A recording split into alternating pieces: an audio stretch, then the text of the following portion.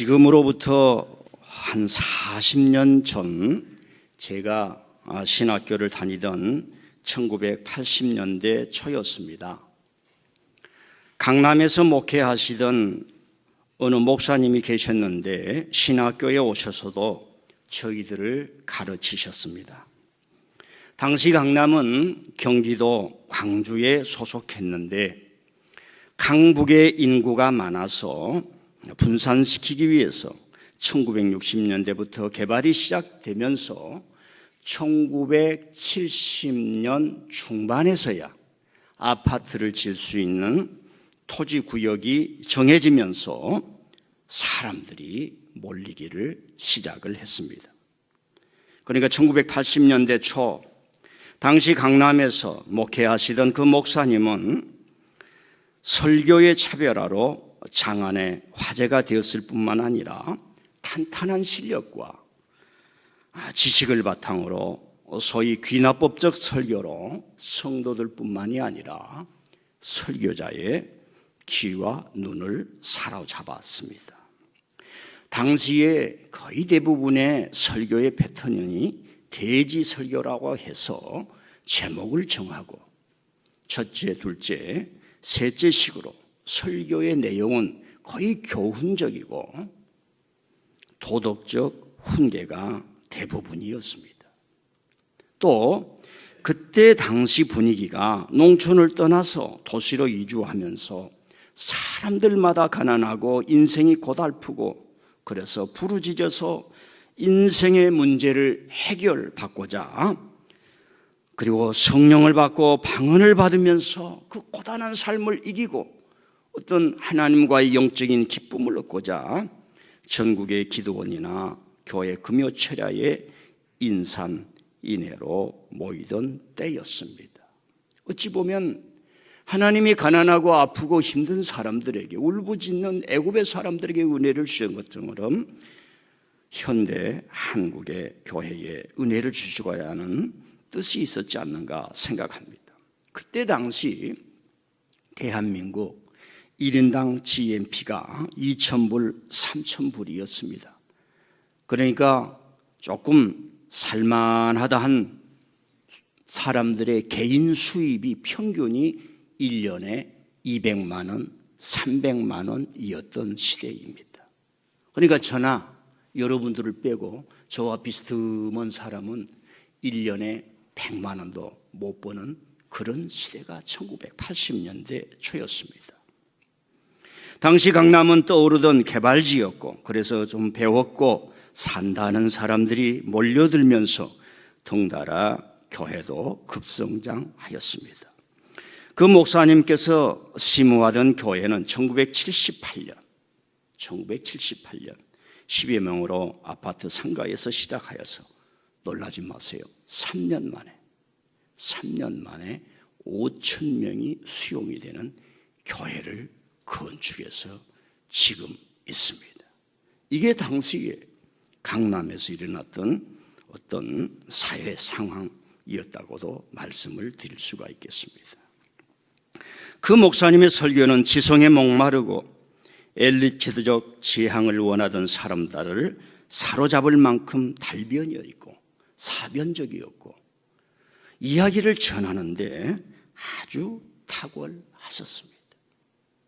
제가 신학교 다니던 1980년대 초에 오늘 우리가 읽었던 이 말씀을 가지고 그분이 설교를 했는데 한 지성인의 고민 이런 제목으로 설교를 하셨습니다. 그 당시 그 교회에 모인 사람들과 굉장히 접촉점이 좋았던 설교였습니다. 그리고 그 목사님은 당신이 하신 모든 설교집을 만들어서 책을 펴냈는데 그 책 제목도 한 지성인의 고민이라는 제목으로 니고데모를 그렇게 보면서 설교를 함으로 그리고 또 설교집이 나옴으로 많은 사람들이 애독하고 했습니다. 지금도 그 책이 출판되는 줄로 알고 있습니다. 제가 오늘 같은 말씀으로 설교하려니까 40년 전에 일이 생각나서 전해드렸습니다. 저는 오늘 니고데모는 과연 누구인가를 생각하면서 오늘 말씀으로 들어가고자 합니다. 그리고 예수님과 니고데모의 만남이 어떠했길래 오늘 우리가 읽은 대로 이런 깊은 대화가 가능했을까? 그리고 요한복음이 전하고자 한 그 핵심이 무엇인가? 이런 것을 전하려고 합니다.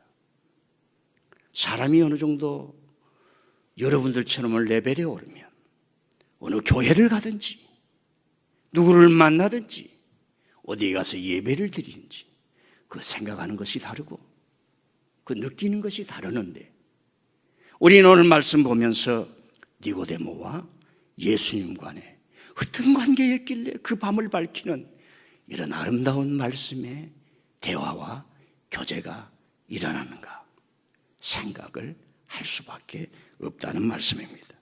오늘 말씀을 자세히 보면 니고데모는 예수님을 만나기 위해 얼마나 마음 졸이다가 드디어 찾아오게 되었을까? 예수님은 니고데모의 어떤 면을 보았길래 이처럼 깊은 이야기 보따리를 다 풀어내셨을까? 생각하지 않을 수 없습니다.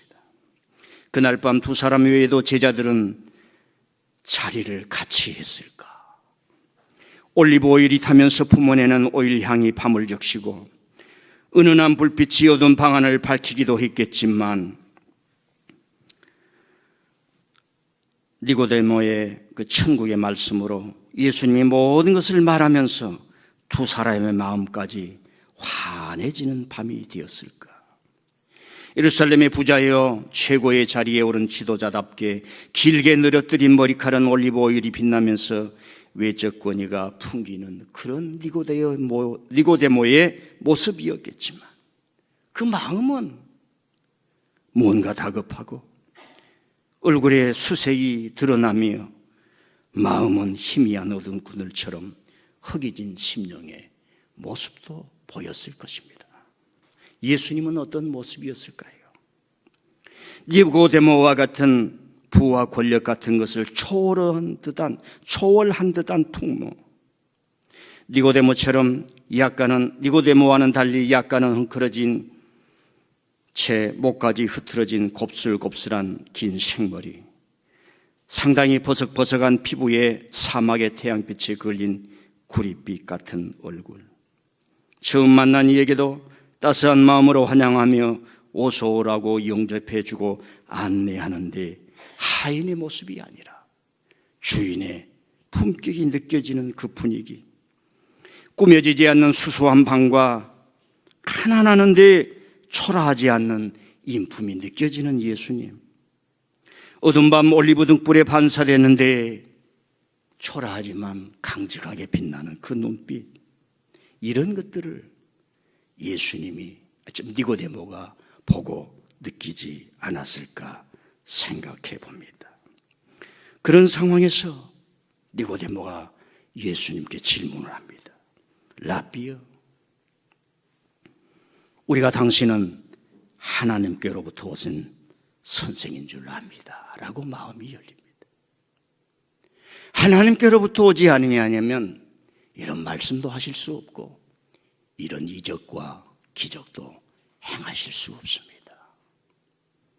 그러나 예수님은 사실은 마음속에 니고데모와 같은 바리새인들이 자기를 죽이려고 음모를 꾸민다는 것을 이미 알고 있습니다.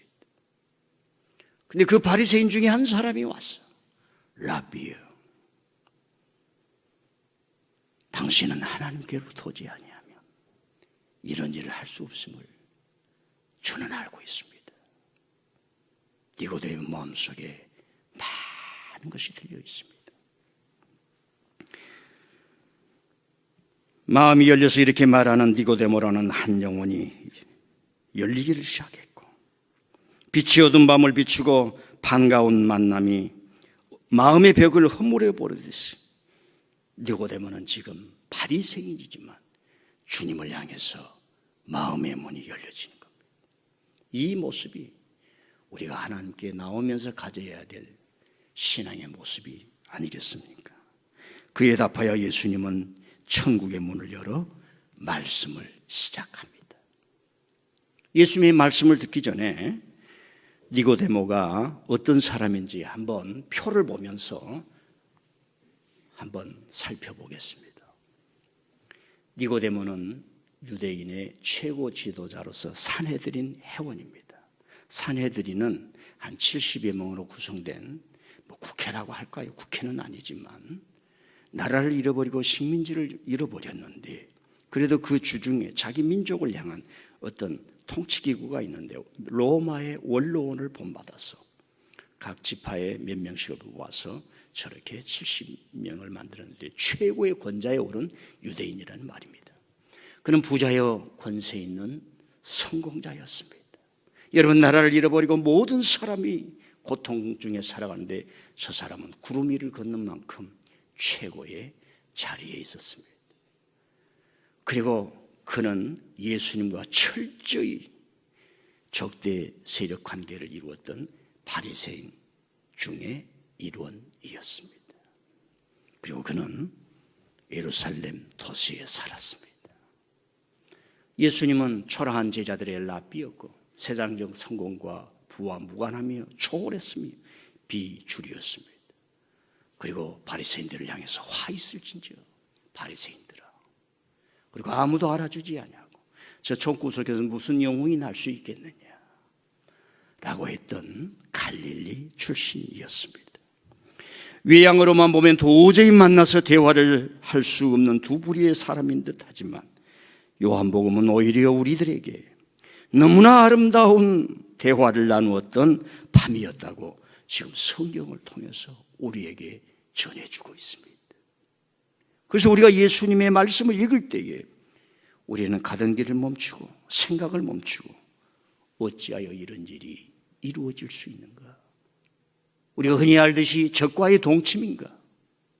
도대체 예수님은 어떤 분인가? 예수님은 나를 웰컴하실 수 있는 분인가? 나는 예수님이 두 팔을 벌리고 어서 오라고 부르는 그 음성을 듣고자 주님 앞에 가는가? 그런 도전을 주는 말씀입니다. 이제 내려주세요. 그날 밤 니고데모는 두 가지 말씀을 듣습니다. 첫 번째로는 니고데모 개인에게 하신 말씀이에요. 두 번째 말씀은 예수님 자신의 말씀입니다. 저는 언젠가 우리 교우들에게 여러 번 말씀했습니다. 복음서를 읽으면 읽을수록 모든 이야기가 예수님 자신의 말씀이었다고 했습니다. 요한복음 2장의 물을 포도주로 만드는 것은 기적의 이야기가 아니라 포도주는 나의 피를 의미하는데 나는 너희들을 사랑하고 구원하기 위해서 죽을 것이라고 하는 것은 직접적인 언어가 아니라 상징적인 언어로 복음서에 나오는 모든 비유의 말씀이나 교훈은 우리가 책에서 들 수 있는 그런 교훈이 아니라 그런 언어가 아니라 예수님이라고 하는 인격 하나님의 아들 구원자로서의 나오는 당신의 말씀이라는 것을 여러분에게 드린 적이 있습니다. 니고데모가 랍비여 당신은 하나님께로부터 오신 선생인 줄 압니다. 하나님으로부터 오시지 않는다면 아무도 이런 표적을 행하실 수 없습나이다 라는 물음에 예수님이 답합니다. 진실로 진실로 너희에게 이르노니. 내가 참말로 하고 싶다. 진실로 진실로는 아멘 아멘. 영어로는 truly truly. 사람을 만났어요. 아멘 아멘. 우리는 대부분의 시간을 그저 소일로 하는 대화를 합니다. 그 안에서 그 사람의 진실로 진실로 말하노니 그 사람의 진정을 느낄 때에 우리는 알아듣고 깨닫고 이해가 되고 사랑이 싹트고 우정이 싹트지 않겠습니까? 니고데모의 진실로 진실로 말하노니 사람이 거듭나야 하나님 나라를 볼 수 있느니라고 답하셨습니다. 니고데모로서는 거듭나라라는 이 말을 처음 들었습니다. 아노센이라고 하는 겁니다. 아노센. 도라를 붙들고 율법을 붙들고 바리새인 중에 바리새인이었기 때문에 우리만이 율법의 최고의 권위자라고 하는 바리새인이었기 때문에 하나님 나라는 그야말로 그들에게 자동적으로 상속되는 것으로 알고 살아왔습니다. 그런 그에게 그날 밤 사람은 거듭나야 하나님 나라를 볼 수 있느니라. 아노센. 이런 예수님의 말씀은 자기가 속한 바리새인들의 신앙관을 부정하는 말씀입니다. 그래서 니고데모는 상당히 생각이 있었기 때문에 어떻게 아노센 할 수 있습니까? 어떻게 다시는 할 수 있나요? 예수님이 설명합니다. 물과 성령으로 거듭나야 한다고 말씀하셨습니다. 이 아노센이라는 말은 전혀 다른 두 가지 뜻이 있습니다. 하나는 위로부터, from above, 위로부터 거듭나야 된다는 거예요. 두 번째 뜻은 완전히 다른 언어예요. 그러니까 새롭게 태어나야 된다. 알다가도 모르고, 모르고 하다가도 알 듯하는 아노센이라는 말씀입니다. 니고데모에게는 천국은 아브라함의 후손인 유대인들에게만 허용된 것인데 예수님은 지금 아니라고 하고 계십니다. 여러분들이 그 자리에 있었다면 아노센, 물과 성령으로 거듭나야 한다는 말씀을 이해할 수 있었겠습니까? 이해 못합니다. 간단히 정리하면 물과 성령으로 거듭난다는 이 아노센의 첫 번째 의미, 첫 번째 해석은 뭐냐? 자네들이 붙들고 있는 토라 율법의 시대가 끝났다는 거예요. 해방 이후에 대한민국을 이끌어가는 시대는 유교가 아니고 왕정의 시대가 아닙니다 라고 하는 것과 똑같습니다. 하나님의 때가 이런 거예요. 또 다른 하나님의 구원의 때, 메시아를 보낼 때가 온 겁니다. 그러니까 아노센, 거듭나야 하네. 이 말은 자네가 붙들고 있는 토라 율법의 세계가 끝이 났다는 거예요. 그래서 지금 니고데모는 부정당하는 입장에 있습니다. 두 번째 아노센 아주 간단해요. 이건 초대교회의 메시지가 들어있는 말입니다. 거듭나야 하네. 예, 이것은 하나님의 아들 예수 그리스도를 믿음으로 하나님을 볼 수 있다네. 이 말씀입니다. 굉장히 쉬워지지요. 그러니까 거듭난다는 이 말을 가지고 우리 주위에 장난을 쳤던 사람들이 얼마나 많은지 우리는 깊이 알면 얼마나 좋겠습니까? 거듭난다는 단어에 속아 단어풀이하다가 성경을 왜곡하는 일이 비일비재했던 겁니다. 이제 율법의 시대, 토라의 시대가 끝나고 복음의 시대가 임했고 하나님의 종말의 시대로서 하나님의 보내신 아들 예수 그리스도를 믿음으로 하나님 나라를 볼 수 있느니라. 이게 거듭남이요 아노센이에요. 그리고 니고데모는 이 거듭난다는 말보다 더 중요한 두 번째 말씀을 이날 밤에 듣습니다. 거듭난다는 말보다 더 중요한 말씀을 듣는 거예요.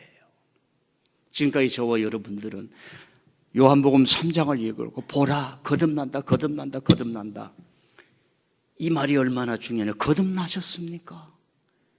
이런 외침들, 왜곡된 외침들을 얼마나 많이 들어왔습니까?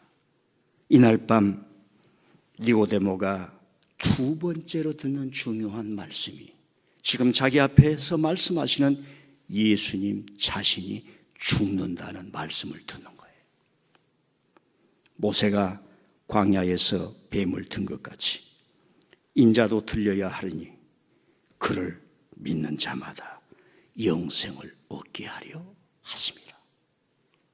이날 밤 얼마나 깊은 대화를 하셨기에 그리고 진짜 인격자를 만났기에 예수님은 자신의 비밀 같은 죽음을 처음 만났던 니고데모에게 하실 수 있었을까? 제가 보는 것은 바로 이 장면입니다. 제 좁은 지식으로 이날 밤 예수님은 니고데모를 어떻게 보았길래 자신의 죽음을 니고데모에 말할 수 있었던가? 조금 쉬었다가 합니다. 여러분 살다 보면 죽고 싶을 때가 있었지요. 그때 누구에게 나 죽을 거야 해본 적 있어요? 없어요? 있는 사람이 있고 그걸 죽을 때까지 말 못한 사람이 있어요. 두 종류의 사람이 있습니다. 그런데 예수님은 이날 밤 니고데모를 앉혀놓고 예수님의 죽음을 알려주고 있는 거예요. 여러분들이 예수님을 만났는데 예수님이 나는 너를 위해 이 세상의 타락을 위해 부정을 위해 의가 무엇이고 하나님의 뜻이 무엇이고 순결과 거룩함이 무엇인지를 알리기 위해서 나는 십자가에 달려 죽을 것이네. 예수님 앞에서 여러분들이 그 말씀을 듣는다면 어떡하겠습니까? 니고데모는 자기가 속해 있던 바리새인들이 이미 예수님을 죽이려 한다는 것을 알고 있었습니다. 니고데모는 알고 있는 거예요. 지금 바리새인들이 뭐한가 기미를 찾고 꼬투리만 찾아서 예수님을 처형한다는 것. 그리고 그들이 그래왔고 수많은 사람들을 그렇게 억눌려 왔고 수많은 사람을 죽이기도 했고 로마의 힘을 빌려서 온 천하 밑에 기생충처럼 붙어서 자기 동족을 그렇게 짓밟았던 일을 이 사람들이 해왔고 힘이 없을 때는 토라가 그랬다 율법이 그랬다 하면서 거짓으로 세상을 짓밟아 온 것이 자기들을 이 니고데모는 다 알고 있는 거예요. 겉으로는 사내들인 회원이에요. 겉으로는 바리새인이에요. 겉으로는 도시에 살고 겉으로는 돈 있고 겉으로는 그랬지만 속으로는 자기들이 해온 짓들을 니고데모는 다 알고 있는데 예수님이 자네들이 나를 죽이려 하지 나는 자네들의 손에 죽는다는 거예요. 뱀이 높이 들어올린 것처럼 인자도 예수님께서 깊은 얘기를 할 때 자기를 3인칭으로 씁니다. 내가 죽는다가 아니라 인자가 하나님의 아들이 3인칭을 통해서 전하는 게 성경의 비밀을 전하는 그 어떤 그 방법이에요. 니고데모는 그의 영혼이 뒤흔들렸을 겁니다. 자기들 자신들 자기가 좋은 마음을 가지고 주님을 사모하고 한 번 만나보고 싶고 네 영혼의 본미를 가지고 한번 털어놓고 싶어서 왔겠지만 주님은 그들의 겉으로 드러난 업무와 인간의 실존이라고 하는 그 모든 것을 파악하면서 자네 그래가지고는 안 돼. 붙들고 있는 건 내려놔. 돌아가지고는 끝났어요. 사람들 인도할 수도 없고 하나님이 너희들을 기다리는 거 아니야.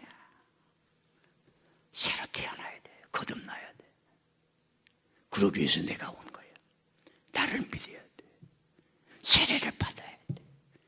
나를 주님으로 부르고 하나님 앞에 무릎을 꿇어야 해.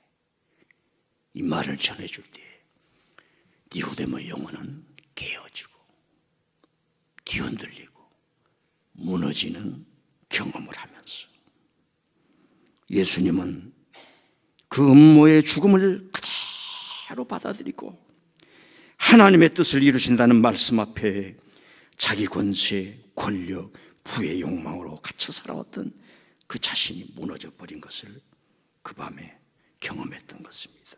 이런 예수님 앞에서 유대인 지도자가 아니라 초라한 인간의 아노센 거듭나야만 하는 그 은총이 각인되는 죄인임을 그 예수님이 자각했던 것입니다.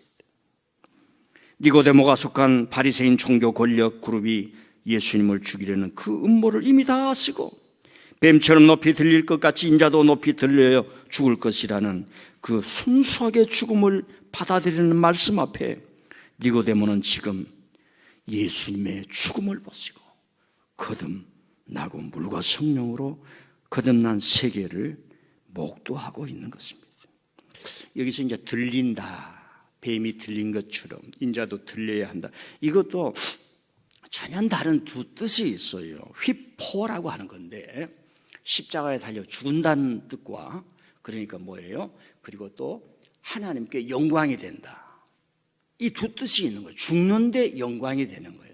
그러니까 이게 조금 좀 어렵습니다만 요한복음이 이런 놀라운 추릭을 써서 사도들에게 하는 거예요. 그래서 예수님이 초반에 거듭날 아노센 하면서 위로부터 새롭게 두 가지의 전혀 다른 뜻을 한 단어가 하듯이 이제 후반에 와서 휘포라는 말을 써서 전혀 죽는다. 그런데 그게 영광이 된다. 여러분, 교회는요, 내가 하나님 앞에 말없이 충성하고 헌신하고 주님만을 위하는 그 마음으로 살아가면서 내가 조금 힘들고 십자가를 지는 것 같지만 그게 영광이 되는 거예요. 교회를 살아가다 보면 참 저 장모님 저렇게 우리 교회를 붙드시더니 저 나이 됐을 때까지 저렇게 사시는구나. 이게 교회란 말이에요. 자식은 알아요. 자기가 어렸을 때 가정이 어렵고 힘들었는데 우리 아버지 집에 돌아왔을 때 무거운 어깨 짊어지고 고개를 숙이고 돌아왔지만 내가 장가가고 손자 손녀들 낳을 때까지 우리 가정을 지켜주셨구나. 그게 진실이라고 하는 거예요. 사랑하는 성도 여러분, 우리는 경쟁의 사회이기 때문에 교회에서 메시지를 자기 개발서 같은 긍정적 메시지도 드려야 하지만 너무 유행이 돼버렸어요. 오늘 이 밤에 니고데모에 살아온 존재 자체가 무너지면서 하나님께서 새로운 세계를 여는군. 나를 초대하는 하나님의 음성이 있구나. 이런 존재에 대한 말씀이 좀 많이 들려줘야 되고 여러분들이 그런 말씀을 듣는 신앙의 성품이 되어야 된다는 의미가 있습니다. 니고데모는 그날 밤 죽으시지만 영화롭게 되시고 니고데모 자신의 모든 것을 찔러 쪼개시며 거듭나게 하시는 주님으로 채워지고 있었습니다. 그날 밤 니고데모는 주님의 죽음을 보는 거예요. 그런데 죽음이라고 하는 게 뭡니까? 삶이에요. 그래서 조금 후에 얼마 후인지는 성경이 감추고 있습니다. 마태마가 누가 요한복음은 한 2, 3일 내에 니고데모는 실제로 주님의 죽음의 현장에 찾아갑니다. 그래서 니고데모는 주님의 죽음을 2번 보는 거예요. 주님을 만났던 그날 밤 나는 죽을 것이니. 그리고 실제로 죽는 그 현장에 찾아가요. 요한복음 19장 성경 구절을 한번 좀 올려주세요.